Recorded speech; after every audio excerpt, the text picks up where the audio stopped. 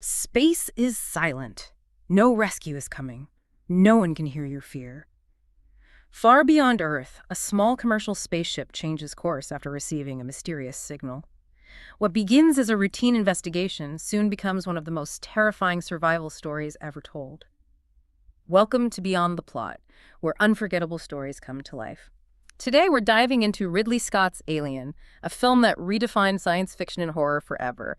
But we're actually looking at the absolute foundational blueprint of this masterpiece. Right, the original text. Yeah, exactly. We have our hands on Dan O'Bannon's original screenplay for the film. And we aren't just, skimming the plot points here. We are going right down into the raw script, the specific dialogue, the gritty environmental cues, and those incredibly subtle character details that build the bedrock for this sci-fi horror legend. It is such a remarkable document to dissect, and for you listening, I really want to establish right away that this script is doing something far more sophisticated than just, setting up a monster in space. Oh, absolutely. It is a masterclass in psychological tension and the mechanics of isolation. I mean, think about the last time you felt trapped by circumstances. Maybe a dead-end job, an ironclad contract you just couldn't negotiate out of, or simply finding yourself in a completely hostile environment where all your safety nets are stripped away. Which is such a relatable feeling. Right, and this script takes those incredibly grounded, everyday anxieties that you and I experience, and it projects them onto this horrifying cosmic canvas. It really does. And let's unpack this right from the first page, because O'Bannon makes a fascinating choice before we even see a star or a spaceship. He really does. He opens with poetry and philosophy of all things. We get two quotes before the script even fades in. And the first is from the poet W.H. Auden. It reads, "Science fiction plucks from within us our deepest fears and hopes, then shows them to us in rough disguise." The monster and the rocket. That quote, honestly, is the decoder ring for the entire narrative. Really? How so? Well, Auden is suggesting that the technological marvels and the alien horrors we invent in these stories, they aren't actually external forces. They're physical manifestations of our own internal psychology. Oh, I see. Yeah, like the rocket's human ambition. Our highest hopes, our desire to conquer nature and distance through engineering. We build these massive machines to prove we can master the universe. Right, the pinnacle of human achievement. Exactly. But the monster is our deepest, most primal fear. It's our biological vulnerability, our mortality, our sheer fear of being consumed. So by putting that quote first, O'Bannon is basically telling the reader that the threat this crew will face is essentially a reflection of their own inherent lonely terrors. Yeah. That sets such a heavy tone. And speaking of that inherent loneliness, the second quote on the page cements that tone immediately. It's from Joseph Conrad. And it says, "We live as we dream alone." Which is such a deliberate, heavy invocation. Yeah, because Conrad wrote Heart of Darkness, right? Exactly. Heart of Darkness is it is. I mean, the largest ship ever built in human history here on Earth was the Sea-Wise Giant supertanker, and that held about 500,000 tons of cargo. The Nostromo is carrying 2 billion tons. Wow. 2 billion? Yeah. It is functionally a floating industrialized mountain. By establishing this absurd, colossal scale, the script diminishes the human characters before we even meet them. Like they're just bugs. Exactly. They are microscopic parasites riding on the back of this massive sludge-covered machine. This completely subverts the Golden Age sci-fi aesthetic. The Nostromo is not some noble exploration vessel seeking out new life. It's a dirty, blue-collar space truck hauling oil. That's a great way to put it. And the way the script introduces the interior really drives that home, too. We get these descriptions of empty, cavernous rooms, circular, jammed with instruments, all of them idle. O'Bannon even notes distressed ivory walls. Even the ship itself feels completely exhausted. Yes, worn out from the journey. Right. And then we get this incredibly eerie detail. We see 2 space helmets resting on chairs, and the lights on the helmets begin to signal one another. A yellow light, then a green light. You hear these electronic pulsing sounds. A red light goes on. The script literally says, an electronic conversation ensues, reaches a crescendo, then silence. That is so creepy. It is. The machines are talking to each other, making decisions, while the humans are completely unconscious. It perfectly establishes the hierarchy of power in this universe. The technology, specifically the ship's mainframe computer, which they affectionately call Mother, is awake, aware, and in absolute control. Well, the humans are asleep. Right. The human crew members are, at this point, merely biological cargo. That electronic conversation highlights how alien the environment is even before they land on a foreign planet. The ship operates on its own logic, its own hidden language, completely independent of the people who supposedly pilot it. And when the human crew finally does wake up, the contrast is super jarring. Because, I mean, you'd expect waking up from cryogenic hypersleep in deep space to be this majestic, awe-inspiring moment. Instead, the script reads like the absolute worst Monday morning office commute imaginable. Oh, it completely strips away all the glamour. Completely. The hypersleep vault opens with this violent explosion of escaping gas. The lids pop open like industrial freezer compartments. Kane, the executive officer, sits up first, and he's pale, groggy. He rubs his eyes, stretches, scratches himself. Very glamorous. Right. Then he just shuffles over to the galley, plugs in a Silex coffee maker, lights a cigarette and coughs a cigarette in a pressurized spaceship. Then he just absentmindedly runs some water through coffee beans. The biological reality of that scene is brilliant, though. Cryogenic freezing. I mean, if we look at theoretical models of how it would actually affect human tissue, it would be incredibly traumatic. Really? How bad? Well, you are effectively stopping cellular metabolism. Waking up wouldn't feel like waking up from a good night's sleep.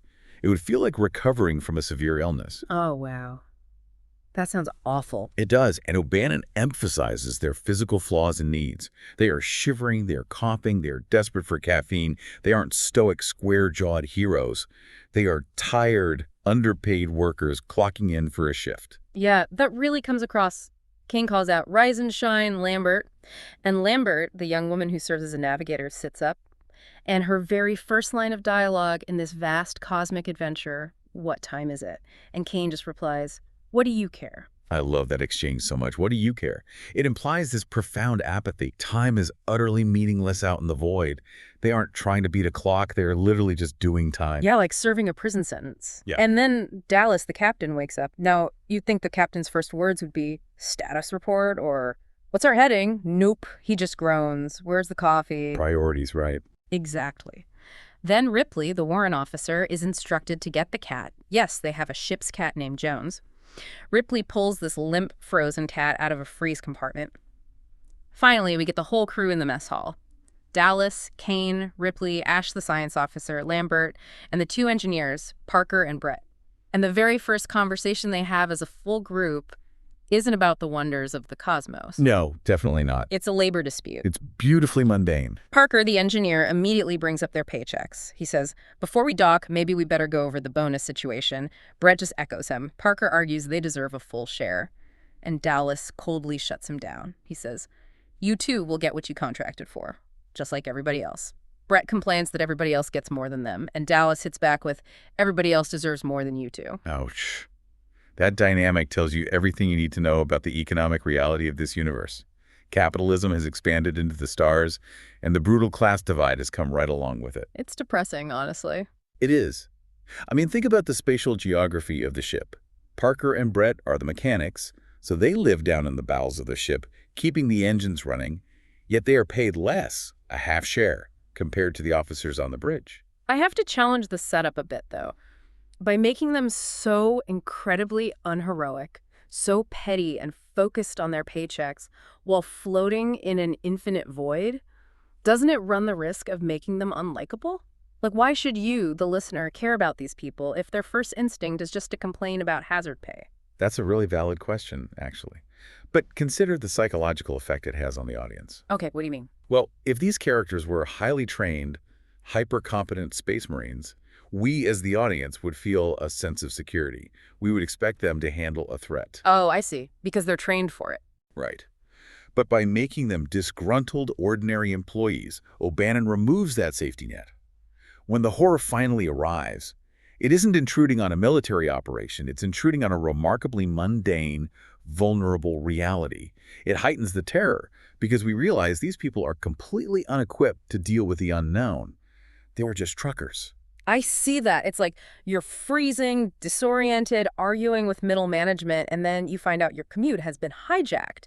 Because right in the middle of this argument about shares, Ash, the science officer, interrupts. He says, "Mother wants to talk to you." And a flashing yellow light has appeared on the console. The yellow light. The exact same color light that initiated the electronic conversation between the empty helmets at the very beginning of the script. Oh, wow, you're right. The machine is making its move. So Dallas notes that the yellow light is for his eyes only. He tells everyone to hit their stations. This leads into a fascinating sequence where Dallas goes into the computer room annex, and the script describes it as floor-to-ceiling databanks. There's a glowing legend underneath the flashing light that says, "Command priority access only." This introduces the theme of compartmentalized information. Even within this tiny crew of 7 people, the corporation enforces secrets. The company, through the mother AI, communicates selectively. It isolates the captain from the rest of his crew, creating a hierarchy of trust based entirely on corporate clearance. And the mechanical process of how he accesses this information feels so wonderfully archaic, yet grounded at the same time. Dallas removes an insignia master computer key attached to his shirt, plugs it into the board, and the banks burst into life. He types on a physical keyboard, and the screen literally demands, "What's my goddamn key?" I love that. The computer actually prints out the answer for him, 01335 on the binary side. Dallas punches that in, thanks Mother, and gets a readout. The specificity of 01335 on the binary side is doing a lot of heavy lifting there. How so? It demystifies the technology. It doesn't feel like sleek, effortless magic. It feels like legacy code, you know? It feels like clunky, functional security protocols that break down or require bizarre workarounds. Like trying to get a printer to work at an office today. Exactly. And the fact that Dallas has to go through this physical security check just to find out why they've been woken up shows how strictly controlled this voyage is by the company algorithms. So Dallas gets his readout and heads back to the bridge. The crew is strapping into their high-backed chairs, throwing physical switches, bringing the control room to life. Colored lights flicker across the screens. Kane asks for something to look at, and Lambert puts the external view on the screens. It's just blackness speckled with stars. And Lambert, the navigator, asks a very simple, terrifying question. Where's Earth? It's the moment the floor drops out from under them. Ripley looks at her telemetry screens and says, "That's not our system." The sudden realization that they have been deliberately taken off course. All that mundane complaining about bonuses and coffee evaporates in a split second. Completely. The stakes are suddenly existential. Lambert starts frantically checking the charts. She's puzzled. "We're way out in the boondocks here," she says. Ripley tries to contact traffic control. She broadcasts, "This is commercial vessel Nostromo, registration number 180246. Do you read me?" Over. And what they hear? Nothing. Nothing but the hiss of static. The isolation is now absolute. They are awake millions of miles from where they're supposed to be in an uncharted sector, and absolutely no one is listening. That Conrad quote we discussed earlier, "We live as we dream alone," is suddenly a terrifying, literal reality. While panic is quietly setting in on the bridge, the script cuts down to the engine room, and the contrast is incredible. The giant reactor system is purring smoothly, and where are Parker and Brett, our 2 engineers? They are sitting in a glass-enclosed control cubicle, each holding a can of beer. It's such a brilliant visual shorthand for the class divide. While the officers are discovering they're stranded in deep space, the engineers are literally drinking on the job, completely oblivious. Parker gets a call on the intercom ordering him to report to the mess hall.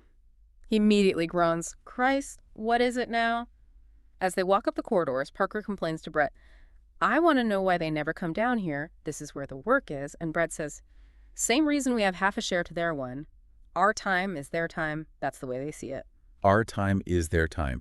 If you want to understand the true antagonist of this story, it's that philosophy right there. The company owns them. Yes. The crew doesn't own their own lives. The corporation owns their time. It's a form of techno-feudalism. And as they're about to find out, the corporation is perfectly willing to spend that time and those lives however it sees fit. Exactly. So they all gather in the mess hall again. Dallas drops a bomb. He explains that Mother has interrupted the course of their voyage. He says Mother is programmed to do this if certain conditions arise. Specifically, "We've received intermittent transmission from quadrant points QBR 157,052. Somebody's gone down." It's the classic sci-fi trope, right? A distress signal in the dark. Yeah, super common. But look at how these specific characters react to it. There is no noble call to action. Right. Brett just shrugs and says, "So what?" And Parker explodes. He yells, "Christ, we're a commercial ship, not some rescue team. This kind of duty's not in our contract." And this is where the trap snaps shut. Ash, the science officer, who we must remember represents the company's interests more than anyone else on board, calmly steps in. He says, "You better read your contract." Kin backs him up, citing that they are obligated under Section B2. Ash spells it out for them. He says transmissions received in non-commercial lanes and implies that if they don't investigate, they forfeit their entire pay for the voyage, they lose their shares. We really have to unpack Section B2. This is the true inciting incident of the horror. It's just a contract clause. Exactly. It's not a monster leaping out of the dark. It's a line item in an employment contract. The corporation has built a legal mechanism that forces its underpaid blue-collar workers to act as first responders in uncharted space, entirely at their own risk, or face total financial ruin. That is so messed up. Their biological survival instincts are actively being overridden by their financial desperation. Think about maritime salvage laws on Earth. Ships are obligated to respond to distress calls. But in deep space, where rescue might take years and expose the crew to unknown cosmic hazards, that law becomes a death sentence. It's incredibly bleak. You are floating in an infinite void, completely cut off from humanity, yet you are still chained by an HR policy. The bureaucracy reaches across the stars. But let me close the theory here. Okay, go for it. Is Mother actually acting as a neutral AI just following maritime protocol? Or is she acting as an unfeeling middle manager, actively forcing them into a lethal situation because she knows there's something valuable down there? I would argue she is absolutely the unfeeling middle manager, but programmed with a corporate directive. Mother doesn't care about the crew's safety.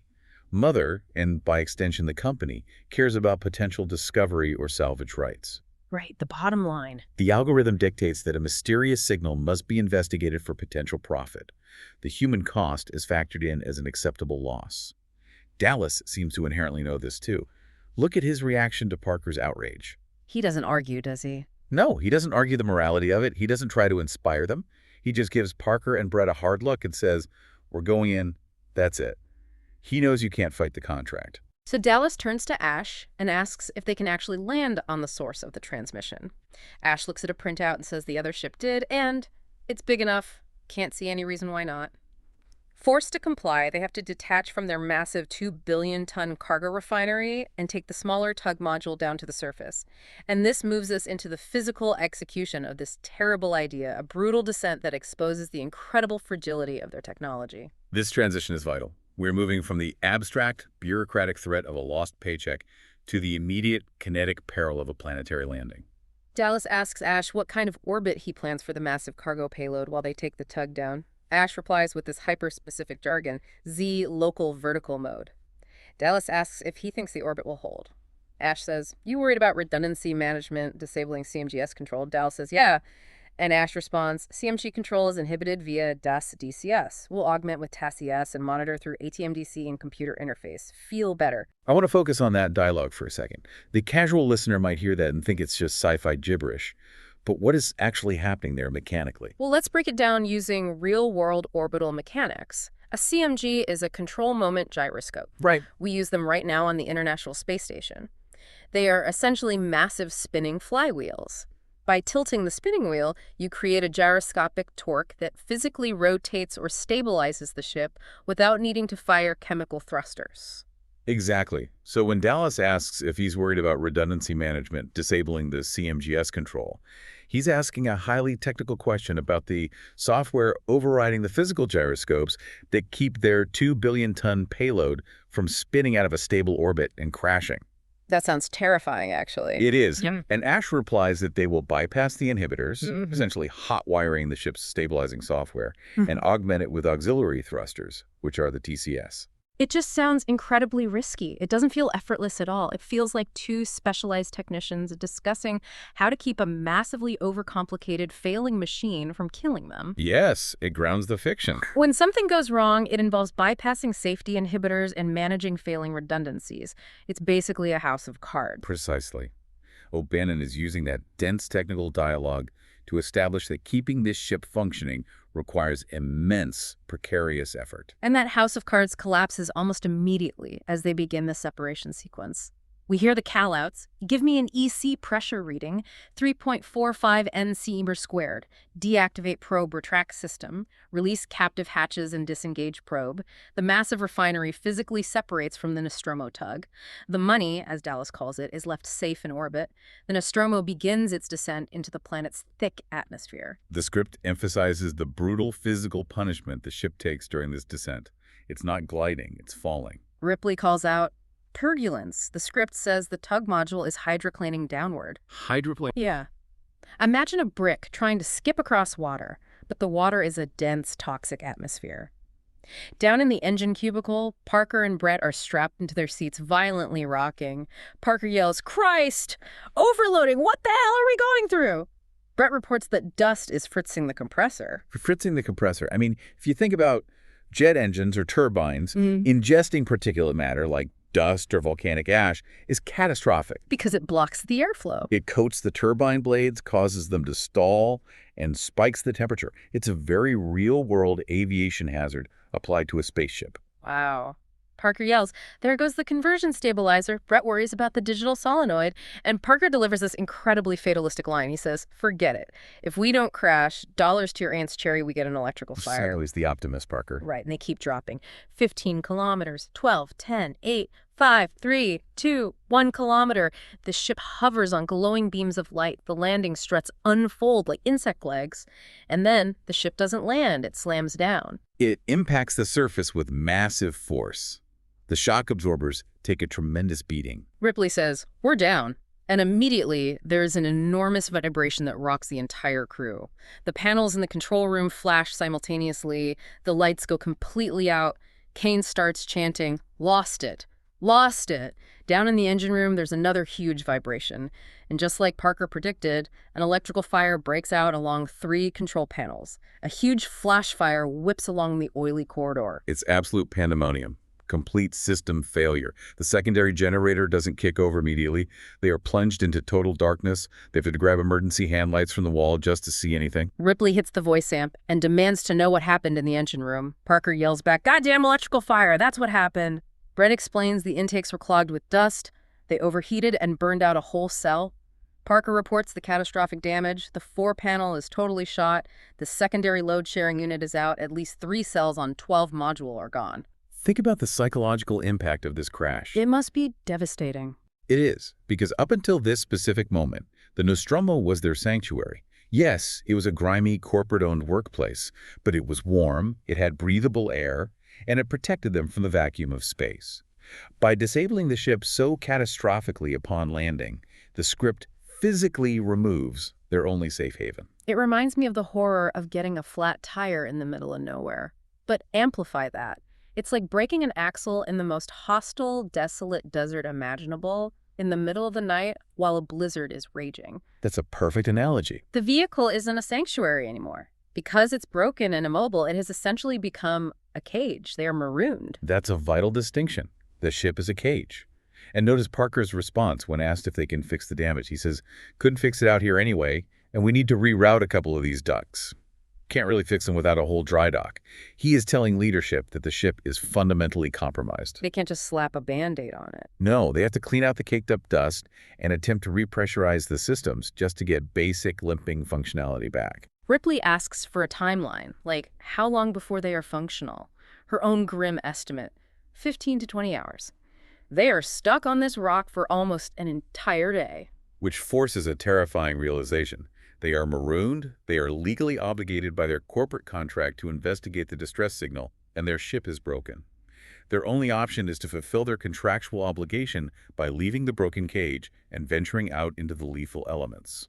And this sets up the next major sequence, the expedition into complete sensory deprivation. The bridge lights flicker back on, but they illuminate nothing but a patch of featureless, rocky ground. Outside, a storm is howling. The crew is slouched around the bridge, drinking coffee, staring at opaque screens. Dallas asks Ash if there's any response on the comms. Nothing. Just the same automated transmission every 32 seconds. All other channels are dead. Before they can even think about stepping foot outside, Ash has to run an atmospheric check.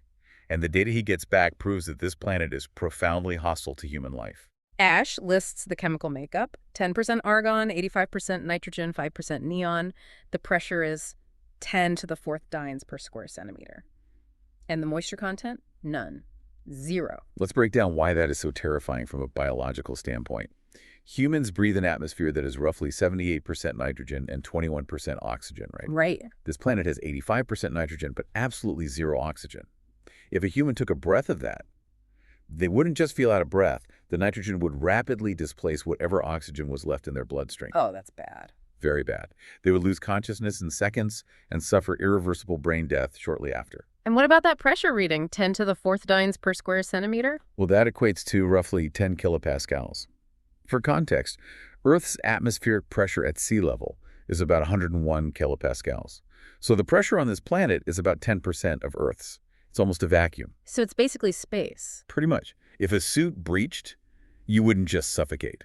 The low pressure would cause the gases in your blood and tissues to expand rapidly. You would suffer catastrophic barotrauma. Your lungs could literally rupture. It is an environment aggressively incompatible with human biology. So knowing all of this, who goes out? Kane, the executive officer, volunteers immediately. I volunteer for the first group going out, he says. Dallas says he hears him, and then points to Lambert, the navigator. You too. Lambert's response is a deeply sarcastic swell. Look at the psychological contrast there. Kane is eager. There's a curiosity to him, a desire for discovery that almost feels out of place among these cynical space truckers. Yeah, he's the only one who wants to be there. Exactly. He represents human ambition. Lambert, on the other hand, represents pure, unadulterated self-preservation. She wants absolutely no part of this.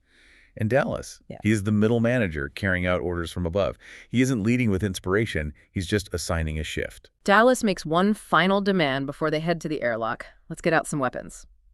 Which is such a deeply human, deeply flawed reaction.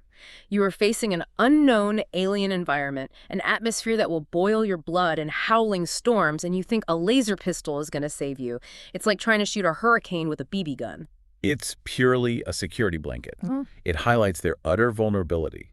The weapons won't protect them from the crushing elements, and as we'll see, they certainly won't protect them from the true biological threat. Asking for weapons is a desperate psychological attempt to maintain some illusion of control in a situation where they have absolutely none. Before they leave, the script gives us another quick beat with Parker and Brett down in the engine room. They are laser welding ducks, shirts off, sweating in the heat. Parker asks Ripley if they get to go out on the expedition or if they are stuck fixing the ship. Ripley says they know the answer to that. But Parker pushes his agenda. What about the shares in case they find anything? Of course, he brings up money. Right. Ripley assures them they'll get what's coming to them. Brett flat out refuses to work, saying, I'm not doing any more work unless we get full shares. Ripley has to remind them they are guaranteed a share by law and tells them to knock it off and get back to work. Parker just mutters, bitch. I find this inclusion so fascinating. The ship is broken. They are stranded on an alien rock with a toxic atmosphere. A mysterious signal is blaring, and they are still arguing about union rules and hazard pay. It's so petty. It is, but it grounds the tension so thoroughly. The petty human conflicts don't stop just because the situation is dire. That's very true. So Dallas, Kane, and Lambert enter the main airlock. They pull on their heavy helmets. The outer lock ponderously slides open. Clouds of dust and steam swirl in. A mobile gangway slides out. And they step out into, well, the script describes the atmosphere as turning the color of blood as the sun comes up. Burnt orange sunlight. The wind is at gale force. They're literally stepping into a mythological underworld. It's extremely hellish. They walk down the gangplank, their heavy boots striking thick lava rock. Lambert immediately panics. Now I can't see a goddamn thing. Ash, sitting safely back in his blister on the ship, tells them to turn on the finder. Because they are physically blind in the dust storm, they have to rely entirely on Ash tracking their electronic signal to guide them. This sequence is a masterclass in stripping away human advantages through sensory deprivation. How so? Well, the howling wind drowns out sound, rendering communication incredibly difficult. The thick, abrasive dust obscures their vision. The advanced technology they rely on, like their radios and tracking devices, begins to stutter and fail in the storm. The script actually compares them to divers at the bottom of a dark sea. That imagery is perfect. They are pushing their way along in this dark, heavy limbo. Lambert complains again. Can't see more than 3 meters in any direction. Kane snaps at her, quit griping. Lambert shoots back. I like griping. They wait on, and suddenly Lambert halts. She's confused. The transmission signal has stopped. Ash asks over the radio if there are problems. Dallas says, yeah, a lot of dust and wind. Starting to get some fade on the beam. The fading signal is critical. The electronic umbilical cord connecting them to the ship, which is their only tether to safety and their only way to navigate back, is fraying. They are truly isolated in the storm. Lambert completely loses the signal on her finder. Kane asks if they passed it. Dallas suggests taking a break. They huddle against a towering rock formation to shelter from the wind. The storm howls around them. Dallas manages to get the signal back on his device. "I've got it again, let's go." Lambert pleads, "How about our break?" Dallas refuses. "No, let's move on while we've got the signal again." I want to challenge you on this point. Analyze that decision by Dallas. Why does he push forward? The signal is cutting out. The environment is blinding them. His navigator is begging for a rest because she's exhausted and terrified. Is this bravery on Dallas's part? Or is it blind corporate obedience? Man, that's a great question. I honestly think it's the dogged persistence of an employee who just wants to finish a miserable shift. Just pushing through it. Yeah, he isn't inspired. He wants to check the box on Section B2 so they can get the hell off this rock and get paid. It's the sunk cost fallacy. They've already come this far. If they turn back now, they lose the money. So he forces them away from the rock formation and back into the storm. And what they don't see, as they blindly walk away from that rock formation, is the first truly alien element of the script. Yes. The script reveals that fossilized into the other side of the rock formation they were just leaning against is a shape 15 feet tall, unseen by the members of the party. But Ash sees it. Exactly, Ash sees it. Back on the ship, Ash is receiving the video transmission from their suit cameras. He notices something strange within the rock formation on his monitor. He freezes the image, enlarges it again. He transfers the image to a cathode ray tube. The image reveals itself to be a giant, indistinct form. Notice Ash's reaction here because it's incredibly suspicious. Ripley asks him over the intercom, "How's it going?" And Ash quickly shuts off the video image. He flat out lies to her. He says, "All right." He is actively concealing crucial information from the rest of the crew. Ash cutting the feed feels highly calculated. It's almost as if he's intentionally blindfolding Ripley to ensure the crew stumbles into whatever trap is waiting for them. Exactly. Ash is the company man. He represents the corporation's desire to acquire the unknown. Oh, that makes sense. If he tells Ripley he found a massive alien fossil, she might use her authority as warrant officer to demand the search party return immediately. By keeping it secret, Ash ensures the expedition continues. He is prioritizing potential corporate discovery over the immediate safety of the crew. Wow, that is cold. Meanwhile, out in the storm, the dust finally starts clearing, the trio comes over a rise, and suddenly, the transmission signal they've been following becomes deafening. Kane just says, "Jesus Christ." Dallas and Lambert join him, equally startled. They look up, and there it is, the derelict. The script describes it as a gargantuan construction rising from the rock, clearly of non-human manufacture. This changes the entire genre of the story. We move from environmental survival, fighting the wind, the dust, the broken ship, into pure cosmic horror. They have discovered definitive proof that they are not alone in the universe. Kane is shouting over the shrill noise into his voice amp, some kind of spaceship. Lambert is terrified. "Are you sure? It's weird." Dallas asks Ash if he can see it on the monitor. Ash says, "Yeah, never seen one like it. Neither has Mother." Neither is Mother. The ultimate database of human knowledge, the AI that controls their entire existence, has absolutely no record of this. They have stepped completely outside the bounds of the known universe. Dallas asks Ash to keep checking his sensors for any enhancement, noting that whatever the transmission is, it's coming from inside that ship. Kane, ever the eager one, says, "I'll go in and have a look." Dallas tells him to hold on, asking Ash if he sees any lights or movements on the scanners. Ash's reply is chilling, "I can't get any reading. It's putting out so much power, I just can't get any reading." Let's consider the physics of that statement for a second. Okay. The Nostromo is 1.5 kilometers long, powered by massive nuclear reactors. And yet, this alien derelict is putting out an energy signature so powerful it completely overwhelms their advanced sensors. What kind of power source operates for thousands, maybe millions of years and still puts out that much energy? That's insane. The human characters are being physically and technologically dwarfed. It's the Lovecraftian concept of wrongness of scale. Imagine being a field mouse wandering into an empty, ancient human cathedral. The architecture wasn't built for you, the steps are too large, the ceilings are lost in darkness, the geometry is fundamentally incomprehensible. Dallas shuts off his receiver to stop the deafening noise of the signal. There is a sudden, heavy quiet. A long moment. He says, "It looks pretty dead from here. We'll approach the base." And as they move toward the massive ship, back in the blister, Ash is still adjusting that frozen image of the form in the rock. The computer processing finally resolves it. It's a skeleton, 15 feet long. A 15-foot skeleton. Think about the square cube law in biology. For a bipedal creature to be 15 feet tall, its bone density and muscle mass would have to be incredibly robust to support its own weight in normal gravity. This was an absolute titan. And if the ship is dead and the pilot is a giant fossil outside, what in the world is putting out that massive power signal inside? The dread really sets in here. This planet isn't just a rock, it's a graveyard. That SOS signal they were contractually obligated to follow, it might not be a distress call at all. It might be a quarantine warning.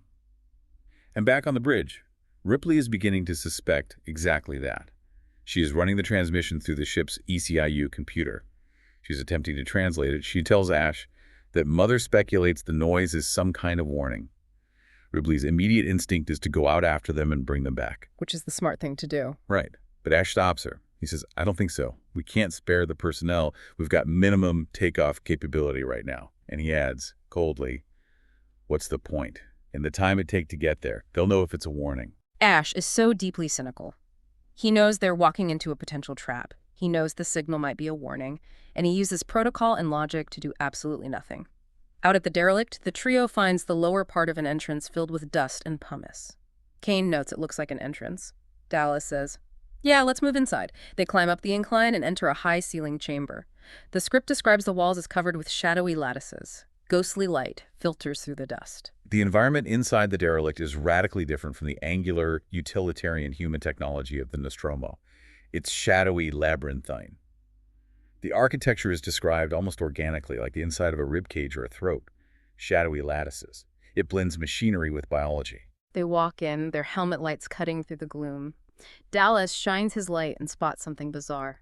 A large, glossy urn, tan coloration, round opening at the top, empty within. It's a strange detail that just adds to the confusion.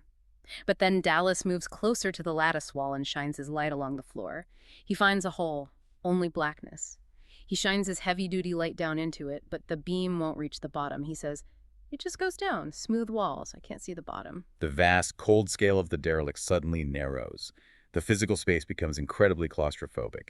The true secret of this ship lies buried beneath their feet, down in the dark. Dallas finds a machine near the edge of the hole. A small bar moves steadily back and forth, sliding noiselessly in grooves. Kane notes it is still functioning after all this time. Lambert looks at her direction finder and realizes this machine is the source of the automatic recording. It is the beacon. Dallas snaps it off. The deafening noise on their comms finally stops. And then Dallas looks down the bottomless hole. He turns to Kane and says, now for a look down below. This is your big chance. Kane's innate curiosity, the very thing that made him volunteer first, is about to be weaponized against him. Dallas sets up a mechanical tripod over the opening. He unspools a thick wire attached to a motorized winch. The mechanics of this descent are incredibly tense. Kane attaches the wire to his chest unit. He climbs over the lip and drops into the hole. He is now hanging by a single wire, head and shoulders out of the opening. He activates the climbing unit on his chest and lowers himself into the vertical shaft. This is pure, agonizing psychological tension. The motorized winch, the humming wire, Kane is literally hanging by a thread in an alien tomb.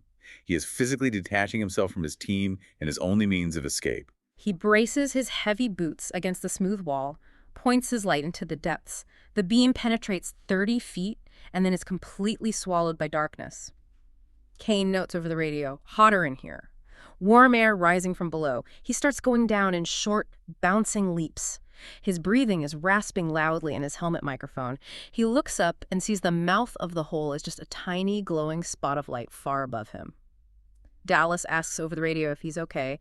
Kane says he hasn't hit bottom yet and that the descent is hard work. He can't talk. The environmental storytelling here is fantastic. How so? Let's think about thermodynamics. Outside the ship, it is a freezing, gale-force dust storm with zero moisture. Inside this deep shaft, Kane feels warm air rising. Heat requires energy. In a dead ship, in a freezing environment, localized heat and rising air implies a radically different, actively maintained climate. Oh, wow. Right? It means something is regulating the temperature. Kane finally reaches the end of the tunnel. Below him is a dark, cavernous space. He consults the instruments on his suit. And this is a massive biological red flag. He reads the atmosphere, high nitrogen content, no oxygen. He tells Dallas, no, tunnel's gone, cave or something below me. Feels like the goddamn tropics in here. Feels like the goddamn tropics. He is in a hot, humid, nitrogen-rich environment deep inside of freezing dead ship. This is not a cargo hold for machinery. It is a designed, insulated ecosystem. It is an incubator. Kane dangles free in the darkness, spinning slowly on the wire. Finally, his boots hit the floor. His light beams sweep the room, revealing a massive hold. Row after row of extrusions stretch from the floor to the ceiling. He says to Dallas, "This is weird. There's something all over the walls." He walks across the chamber to examine the organic protrusions. Then he approaches the center of the room. On the floor are rows of leathery ovoid shapes. The eggs. We have finally reached the heart of the nightmare. Kane walks carefully around them. He shines his light on one. He calls up to Dallas. It's like some kind of storage area. The place is full of leathery things, sealed, soft to the touch. Think about that tactile description. Leathery, soft to the touch.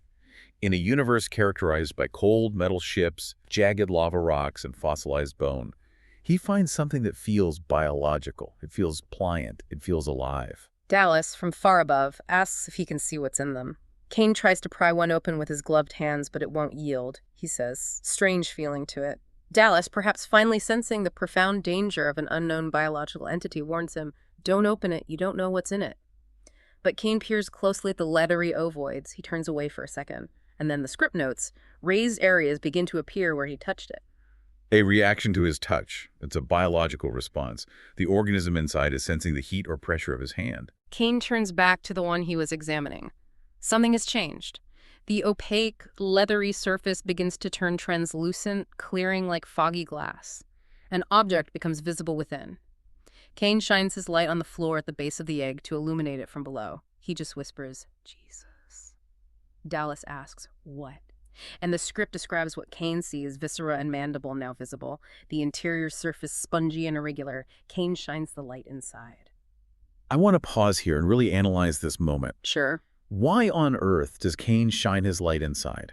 Is his decision to touch the egg, to lean in closely, driven purely by scientific wonder, or is it a catastrophic failure of self-preservation? It's the ultimate wet paint syndrome, right? You tell someone not to touch it and their brain compels them to touch it. Exactly. But I also think it's a profound sense of hubris. He is wearing a highly advanced, pressurized spacesuit. He probably feels completely insulated and protected from his environment. He thinks he is an observer in a museum, protected by a glass case, not realizing he is prey stepping into a trap. I think you're exactly right about the hubris of technology. That illusion of safety provided by human engineering is about to be shattered in the most violent way possible. Yes. The simmering tension finally explodes. The script reads, "With shocking violence, a small creature smashes outward, fixes itself to his mask. Sizzling sound. The creature melts through the mask, attaches itself to Kane's face. Kane tears at the thing with his hands, his mouth forced open. He falls backward." Let's dissect the incredible biological terror of this attack. It is fast, it is incredibly intimate, and it entirely bypasses all of humanity's advanced technology. It doesn't even care about the suit. No, it doesn't. The creature doesn't use brute strength to rip the helmet off. Its blood, its very biology, acts as a hypercorrosive acid that literally melts through the supposedly impenetrable polycarbonate space mask. The chemistry of that is terrifying. To melt through a space-grade helmet in seconds implies an acid so strong it borders on the theoretical, like fluorantimonic acid, which can eat through glass and most plastics. But how does a biological entity contain a superacid without dissolving itself? It suggests a fundamentally alien biology. Perhaps veins lined with carbon-fluorine bonds, similar to Teflon, which is highly resistant to acids. The creature is perfectly evolved to breach defenses. It's the perfect weapon. Right. And the real horror here isn't a giant monster with huge teeth biting someone in half. It's the parasitoid aspect, like the ichneumon wasp on Earth, which paralyzes a host and lays eggs inside it. It forces a physical intimacy and a biological violation that is deeply, deeply unsettling. It strips away all bodily autonomy. It's horrifying. Up above in the derelict, Dallas hears the sudden commotion and the static over the radio. Kane, can you hear me?" Lambert asks, "What's the matter?" Dallas says they better haul him out. Lambert warns it'll yank him right off his feet if he's not expecting it. They have no idea. He is already completely unconscious, paralyzed by the creature. Dallas tries the radio again. Kane, God damn it, answer me." He fiddles with the winch mechanism. He notes. The line's slack. There's a terrifying pause. Lambert asks if he thinks Kane unhooked himself. Dallas switches on the motorized winch. It whines loudly, reeling the wire in. Then the line tightens with a massive jerk. The motor slows down, laboring heavily under the added weight. That mechanical detail, the motor laboring, whining under the strain, is such an effective piece of writing. It tells the audience and the characters that they aren't just pulling up Kane, they are pulling up Kane plus something else. The physics of the added mass translates directly into dread. Dallas shines his light down the dark hole. Here he comes. The winch labors heavily. Get ready to grab him. Kane's body finally appears at the top of the opening. He dangles limply from the wire. Dallas reaches out to grab his suit, then violently recoils in horror. Look out, there's something on his face. Lambert asks what it is. Kane is completely unresponsive. The script notes. The life form is still wrapped motionless around his face. The trap, which may have been waiting for millions of years in the dark, has finally been sprung. Lambert just stammers, "Oh, Jesus." Dallas barks, "Don't touch it." They grapple with Kane's limp, heavy body and manage to drag him from the hole. The storm is still raging furiously outside the entrance. Dallas has to assemble a travois, a makeshift drag frame just to carry Kane's dead weight. This marks the beginning of the agonizing retreat. And the tragic irony of this rescue is profound. Why do you say that? Because by dragging Kane back through the howling storm, Dallas and Lambert believe they are doing the moral thing, saving their crewmate. But mechanically, they are acting as the transport vehicle for the parasite. Oh, man, they're doing exactly what it wants. They're doing exactly what the creature needs them to do, bringing the Trojan horse into their only sanctuary. It's a grueling, desperate journey back. The atmosphere turns the color of blood again as the sun goes down. The ring of floodlights on the Nostromo comes to life, feebly combating the oppressive darkness of the planet. Back on the bridge, the cat, Jones, is staring through a port opening at the swirling storm. Ripley is waiting anxiously. Ash is staring at his inactive monitors. Suddenly, Ash says, "We've got them. They're back on the screens." The telemetry returns. The 3 blips on the radar. Ripley asks how many. Ash confirms, 3 blips. They're coming this way. Ripley presses the transmitter and asks if they can read her. Dallas replies, his voice fading in and out over the static. "We hear you. We're coming back. Kane's injured. We'll need some help getting him in." Notice Ash's immediate physical reaction here.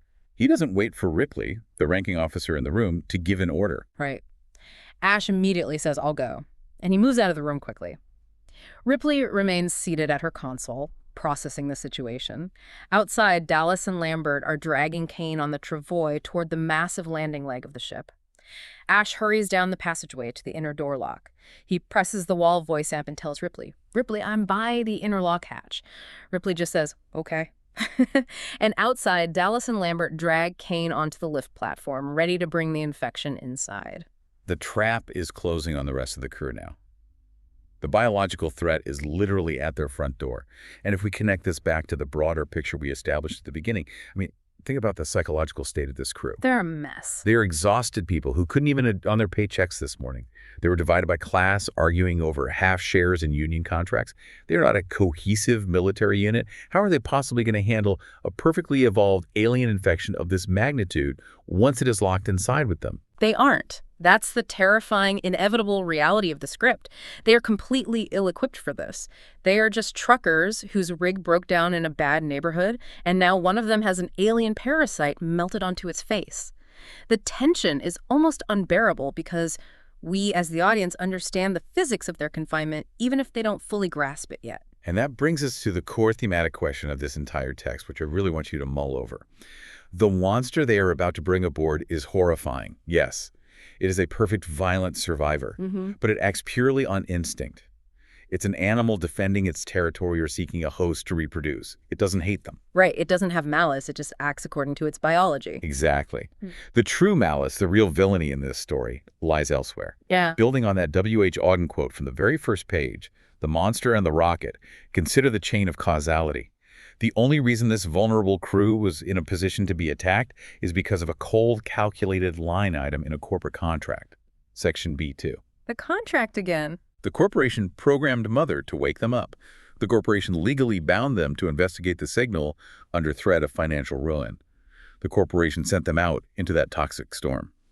So the provocative thought here is, well, what does it actually say about humanity's future in the stars? If we master the physics of space travel, if we build 2-billion-ton ships and conquer the galaxy, does it matter if we take our worst traits with us? Our greatest vulnerability isn't the unknown alien predators waiting in the dark. Our greatest vulnerability is the unfeeling greed of the corporations that send us there in the first place, treating human life as an expendable resource. The real monster isn't the alien. The real monster is Section B2. It's a chilling thought. If we carry exploitation, class division, and a total disregard for human life with us into the cosmos, we won't need alien parasites to destroy us. We will have already built the machinery of our own demise. The alien is just the catalyst that exposes the rot in the human system. That is a perspective that will definitely linger with me, and I hope it changes the way you, the listener, look at this entire story. It's not just a creature feature. It's a terrifying, brilliant indictment of corporate overreach and human fragility. Thank you all for joining us on this incredibly deep dive into Dan O'Bannon's masterful script. Keep exploring those texts, keep asking the hard questions, and keep diving deep into the stories that shape our nightmares. Remember, out there in the void, space is silent, and the HR department won't save you.